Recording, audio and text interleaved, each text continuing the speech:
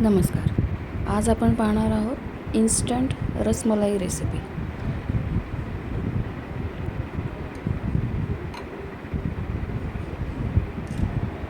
यासाठी आपण एक बाउल साखर घेणार आहोत आणि त्याच प्रमाणात 3 बाउल पाणी टाकणार आहोत.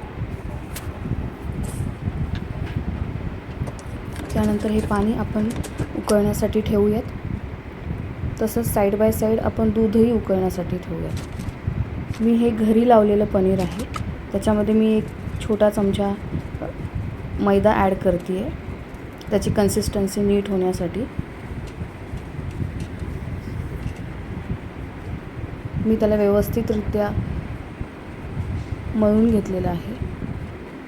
आता याचे छोटे छोटे बॉल्स मी करत आहे. अगदी छोटे करायचे, कारण का ते ज्यावेळेस आपण साखरेच्या पाण्यामध्ये टाकतो त्यावेळेस ते खूप फुलतात.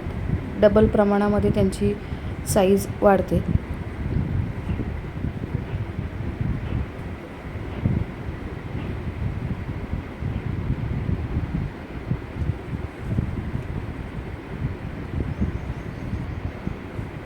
तुम्ही पाहू शकता किती व्यवस्थितरित्या ते बॉल्स तयार झालेले आहेत आणि ते एकमेकांना चिकटतही नाही आहेत. आता आपण हे बॉल्स जे साखरेचं पाणी उकळलेलं आहे त्यामध्ये टाकूयात बॉईल होण्यासाठी.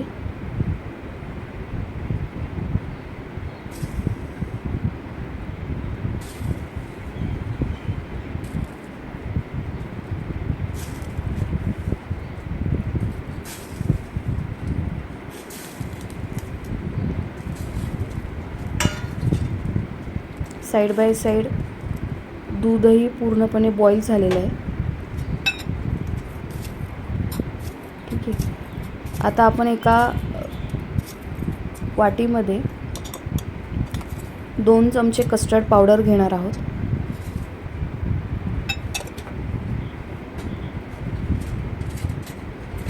तुम्ही कुठल्याही फ्लेवरचं घेऊ शकता. तुम्हाला जो फ्लेवर आवडतो त्या फ्लेवरचं तुम्ही घ्या. त्याच्यामध्ये मी जे आता दूध उकळलेलं आहे ते उकळलेलं दूध टाकून 2.5 चमचे कस्टर्ड पावडर घेतलेली आहे. आता मी ते दुधामध्ये व्यवस्थित मिक्स केलेलं आहे. आता हे जे मिश्रण आहे कस्टर्डचं ते आपण उकळलेल्या दुधामध्ये हळूहळू मिक्स करूयात, जेणेकरून त्याचे गुठळ्या होणार नाही आहेत, क्रम्स होणार नाही आहेत तयार.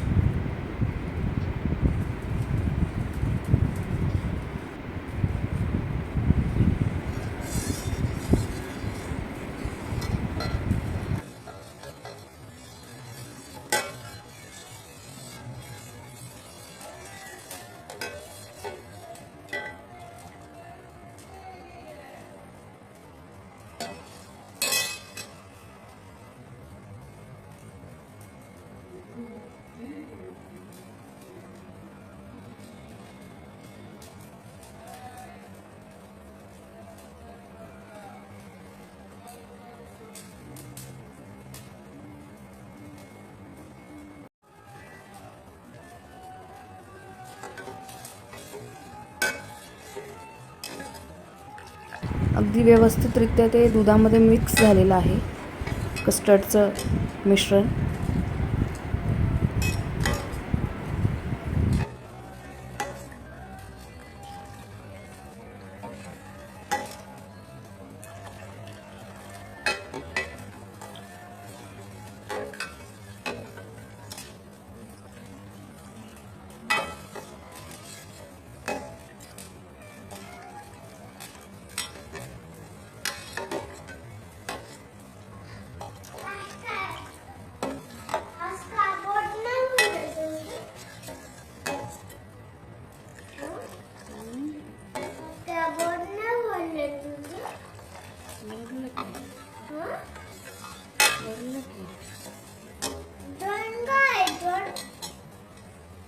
रसमलाई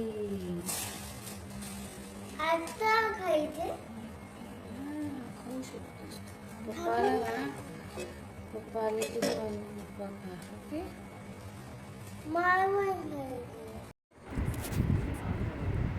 आपण जे पनीरचे छोटे छोटे बॉल्स टाकले होते साखरेच्या पाण्यात, त्याची सुद्धा साईज बघा डबल झालेली आहे. आता आपण यासाठी थोडे ड्रायफ्रूट्स घेणार आहोत. माझ्याकडे हे ड्रायफ्रूट कटर आहे, त्या कटरनेच मी हे ड्रायफ्रूट क्रश करणार आहे. अगदी सोप्या पद्धतीने ते व्यवस्थितरित्या क्रश होतात. हे कुठलंही पेड प्रमोशन नाही आहे.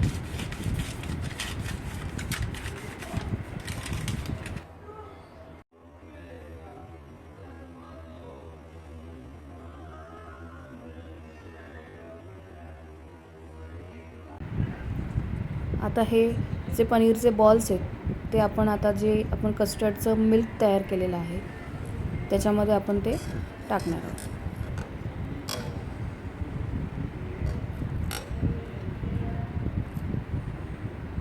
आता यामध्ये आपण एक उकळी घेणार आहोत हे जे बॉल्स टाकल्यानंतर, जेणेकरून त्याचं जे मिश्रण आहे ते त्या बॉल्सच्या मध्येही जातील आणि ते आणखी स्पॉन्जी तयार होतील.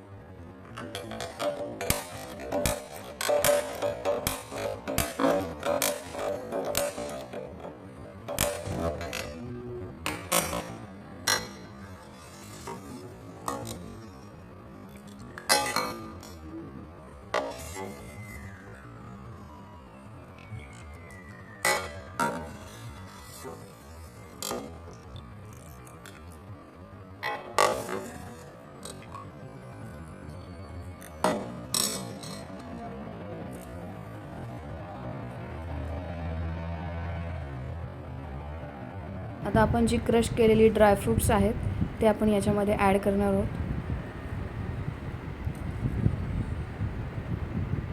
तुम्ही पाहू शकता किती सुंदर असं टेक्स्चर आलं आहे त्याला.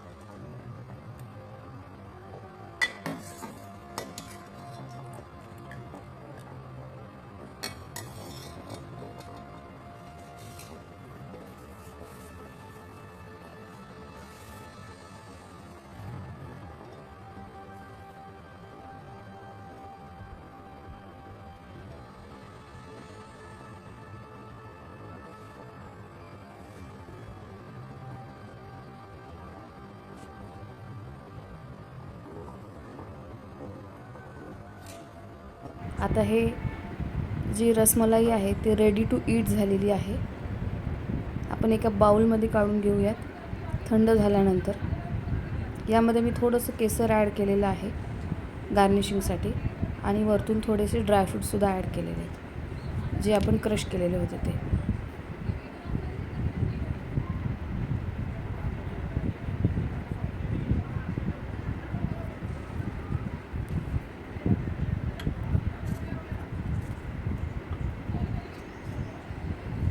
अगदी इन्स्टंट, अगदी झटपट तयार होणारी ही रेसिपी आहे. शिवाय हेल्दी आहे कारण हे सगळे आपले घरगुती इन्ग्रेडियंट्स आहेत. आपण पनीरसुद्धा घरी तयार केलेलं आहे. Thank you. Like, share and subscribe करा.